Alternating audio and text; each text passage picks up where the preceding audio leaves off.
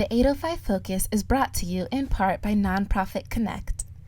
Nonprofit Kinect provides superior leadership tools and resources so nonprofit leaders and board members can make valuable decisions to move their organization forward to a sustainable and vibrant future. More information on services online at nonprofitconnect.org.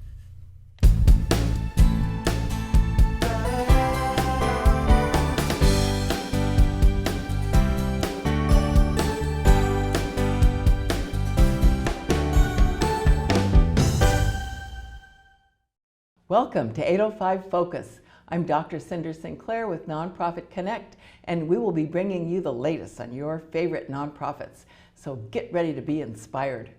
Our special guest today is Isabel Gulo, and Isabel is the Executive Director and co-founder of C.A.R.E.4Paws. Welcome, Isabel. Hi, thank you for having me today. Yes. So I have seen your cute trucks driving all over town, and I've always wondered, what do those guys do anyway? I mean, I've heard that you have great services and all, but I'd love to hear more about what C.A.R.E.4Paws does in our community. Yeah, so C.A.R.E.4Paws is a nonprofit. We got started in 2009 with the goal to reduce pet overpopulation and keep pets from ending up in shelters. Oh. So we provide a big safety net of services to the community, so including the mobile clinics that you see driving around. Oh, is that what they are, mobile clinics? Mobile veterinary clinics, yes. Oh, okay. So we provide free space and neuters and low cost or free veterinary care. We host regular vaccine clinics. Every time we're out with our mobile units, we host a walk-in vaccine clinic with low-cost vaccines and flea treatment, microchips, and all the basics that allow a pet owner to stay up to date, on the basic care. And then while they come to the vaccine clinics, they can sign up for the space and neuters or medical care if they can't afford going to their vet to have those services performed. Okay, and so this is obviously for the benefit of the pets themselves and their sort of good health, and the owners, because you say it's free. Did you say it's free? Yeah, it's free. We focus on helping low-income, senior, disabled, and homeless pet owners.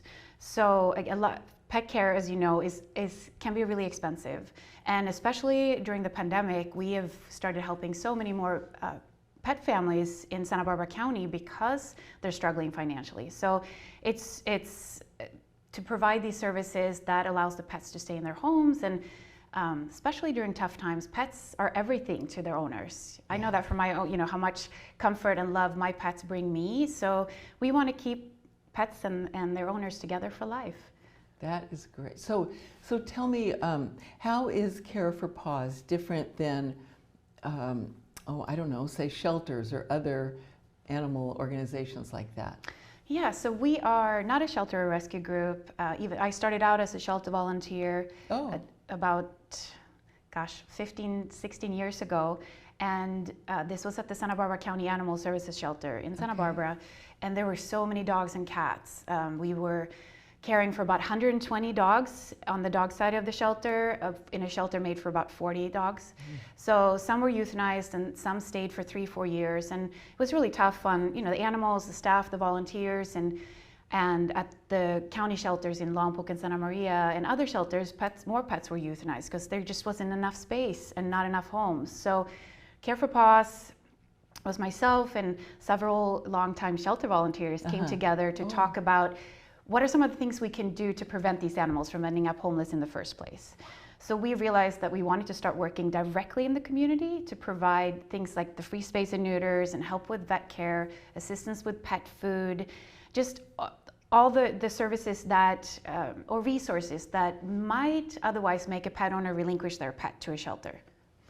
Wow, so this is so great. So you saw a need, and you had a few other folks that came alongside that also saw that need, and you decided, let's do something about it. And you, together with your other people, you founded this C.A.R.E.4Paws. We did, yeah. Well, congratulations on that. Thank you. Yeah, it's been a wild ride and lots of learning lessons. As you My background is in journalism, so I was new to the whole nonprofit world. So have to learn a lot along the way. We all have, but the same team is still together, and obviously it's grown a lot. A lot of us wear a lot of different hats still. We keep growing. For example, so let's say the first year we started C.A.R.E.4Paws back in 2009, 2010, I think we altered about 200 dogs and cats, and we were very proud of that. We didn't have our mobile units at the time. So, and then now we're altering about 2,000 dogs and cats in our mobile units every year. 2,000? So that's a lot of animals. That is. Well, congratulations on that. Yeah, thank you. You got something right there. Man, you're really growing and serving a whole lot of people. Yeah, we're excited about that and grateful that we're able to help. And on the medical side, we have grown that program quite a bit over the last 5 years. We began to offer, or since 2018, we began to offer medical services in the mobile unit as opposed to sending clients mainly to our vet clinic partners that we have, and which saves us money, and we can help so many more animals. And so we went from the first year providing medical services. This is anything from a dental mass removal to an exam for skin issues or an ear infection, wide scope of treatments. We went from helping 700 pets to last year we helped 1,800 dogs and cats. So we've grown a lot in all aspects. So I would say right now in 2022 we're providing about 18,000 different types of services in our mobile clinic.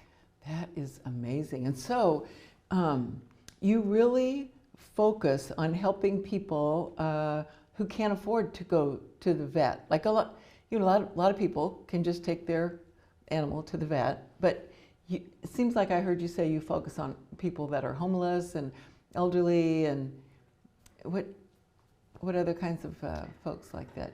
Yeah, so we focus basically on anyone that cannot financially afford. Okay, so anybody. Right. Anybody that is a low of income, that cannot afford going to their vet clinic or their veterinarian or to a local humane society to have some of these services provided. Okay. So it's basically that safety net of you may be, have no money, or you might be low of income, but you don't make enough money quite to go to the humane society, and you cannot afford your vet. Or you don't have a vet. Most of the clients we see do not have a veterinarian because they can't afford it, so they never establish that relationship, which we always encourage, because if you have a regular vet that you go to, you can prevent a lot of the illnesses that we see later on. So we have a lot of pets coming to us that have severe dental disease, or they have a mass that has grown so large, or they have a skin issue that's out of control. So we're able to help these pets, but it takes longer sometimes to treat them because they never had that preventative care. Gotcha.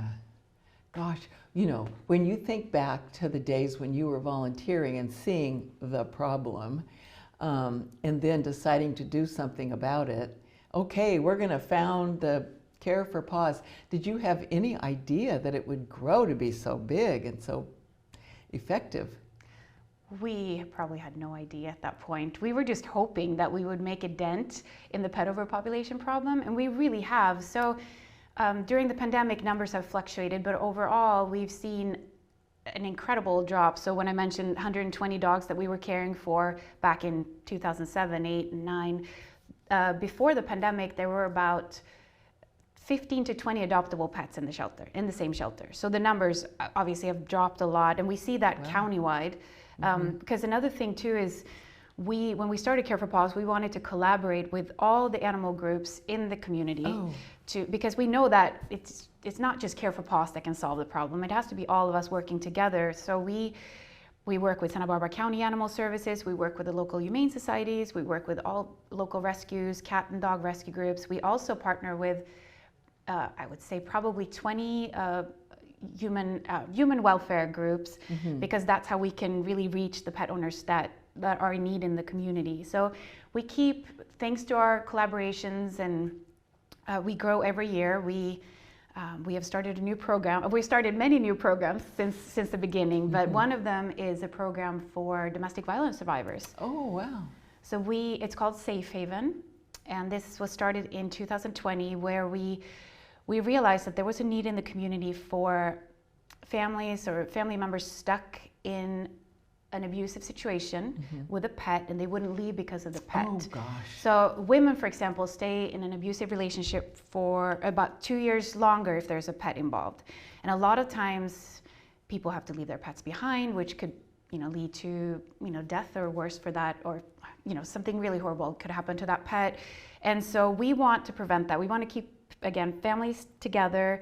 And so we take in the pets in foster care or boarding, and we have them in our care until they can be reunited with their owners. So that way the owners can seek, the family, if it's a mother and children, they can seek help at a shelter like Domestic Violence Solutions, which is our main partner for that program. And so we constantly look for ways to improve how we serve the community and some of the, what's lacking right now, and then we try to step in. So during the pandemic, we saw a tremendous need for pet food and supplies.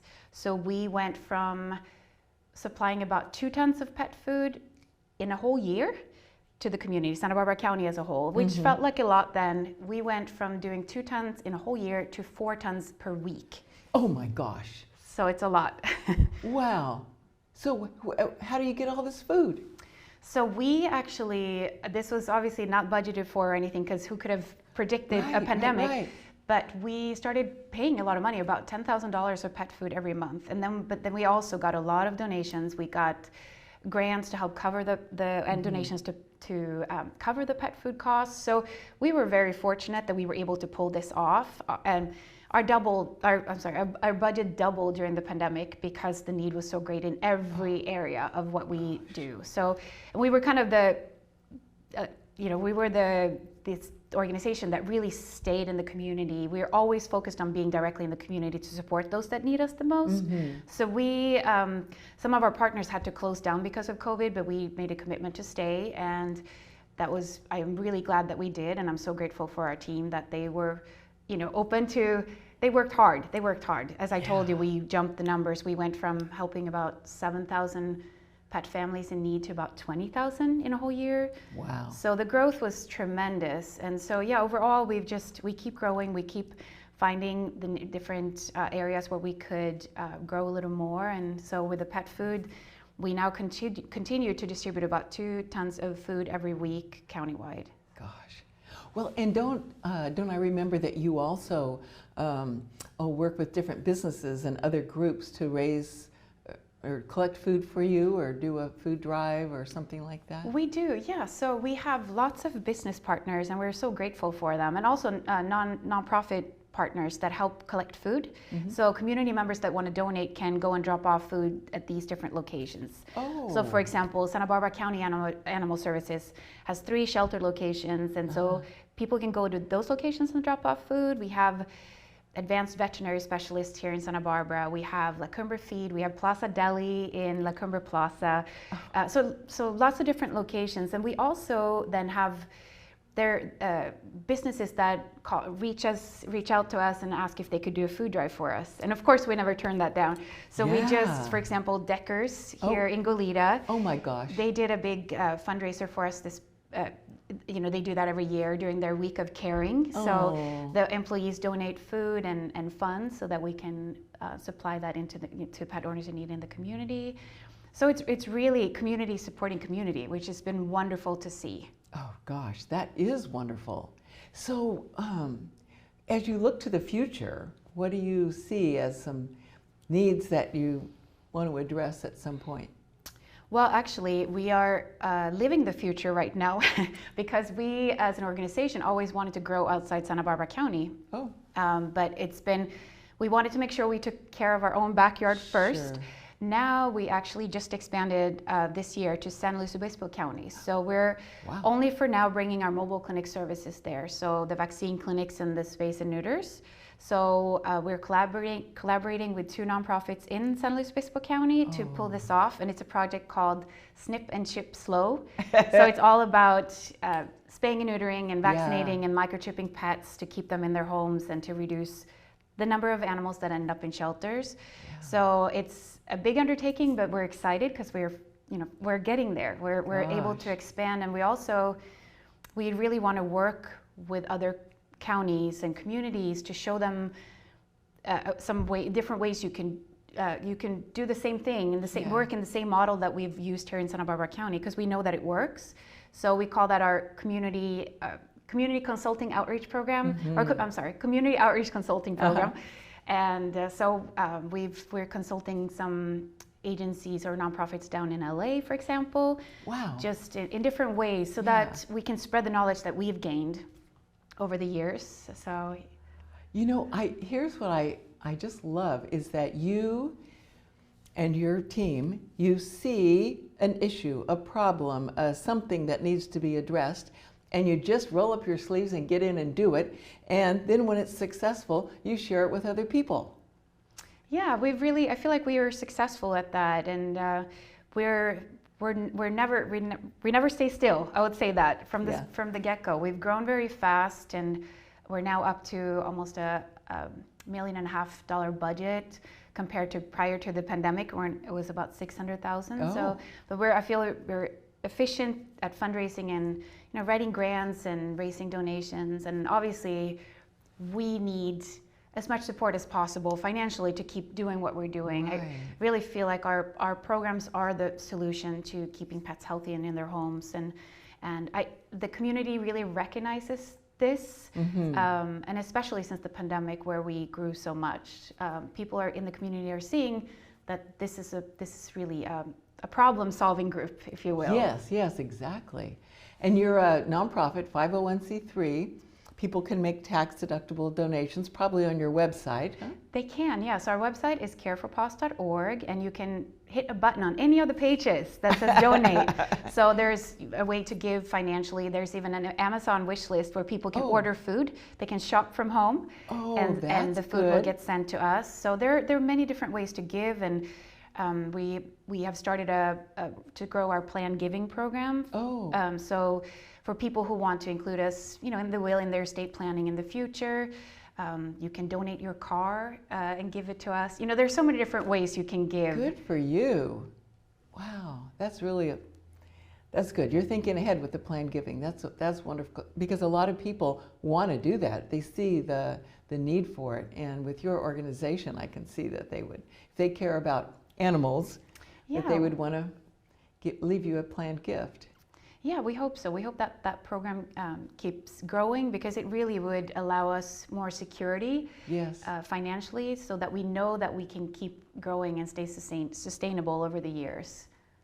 And so, all right, so you talked about Amazon and the food drives and all. So do you say, well, here's the kind of dog food that we'd like? Is there certain kinds, or can people just bring any kind of dog food that they have? We ask for unopened bags of dog food, ideally, but we will accept donations usually of any type of food,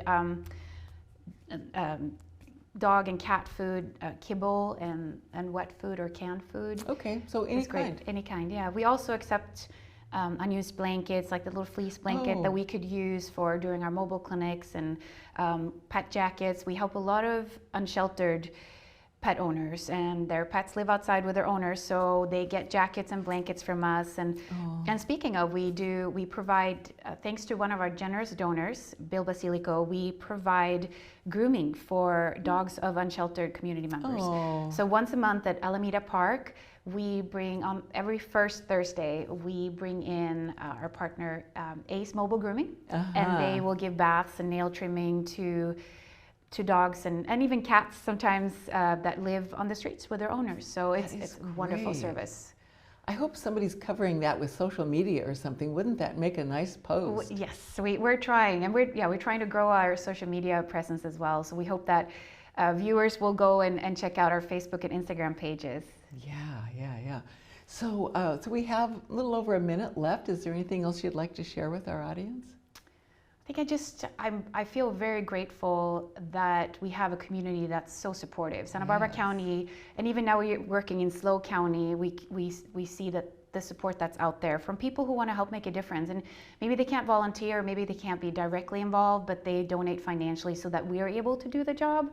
And that I'm proud of our team, everything that we're able to do with a small staff and our volunteer crew. And overall, it's just a lot of gratitude that we are able to work the way we do in the community. Yeah, That is great, and what a team you have. How many are on your team? We have actually only three full-time staff, and then we have our vet clinics crew and a couple of administrative staff members as well. They all do a phenomenal job because we get so many calls and emails every day. So yeah, we have a great crew. I think about 13 people that are on staff, and then a great volunteer crew. And many of them have been apart from the very beginning, since 2009. Oh, isn't that nice? Yeah. So are some of them actual veterinarians then? We have, well, we have our veterinarian, we have a couple of veterinarians that work in our mobile units. Okay. And then the volunteers mainly are just animal lovers who want to make a difference. And they work so hard. And so we're all co-funders basically, because we've been there from the beginning. Animal lovers who want to make a difference unite. Yes. Make a financial donation. Yes. Well, thank you so much, Isabel, for all of your great work and your vision. Oh, my. Thank you. Yeah, like I said, I'm proud of what we've been able to accomplish, and thank you for having me today. Yes, my pleasure. And thank you for joining us on 805 Focus, and we'll see you next time.